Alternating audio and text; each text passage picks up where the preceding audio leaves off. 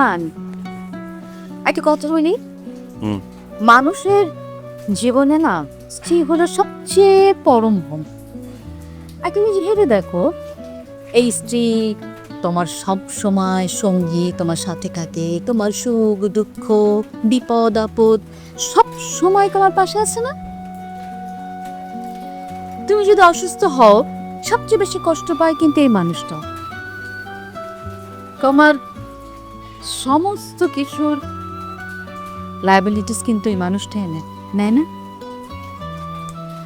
তাহলে এই এত কিছু যে মানুষটা করে তাকে অবহেলা করছো কেন?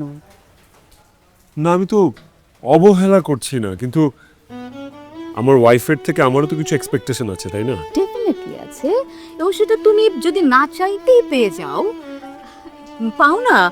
আমি কিন্তু যদি মনে করি যে এই মেয়েটা মানে তোমার ওয়াইফ পাইজা, আমি কিন্তু শুধু কথা বলেছি।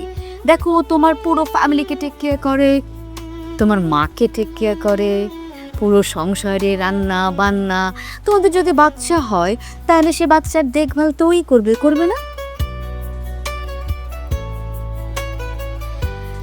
সেইখানে এত কিছু করার পর, এত কিছু একটা মানুষ একজনকে যদি দেয়, তাকে তুমি কি করে এইভাবে ইগনোর করো আমাকে বলো তো?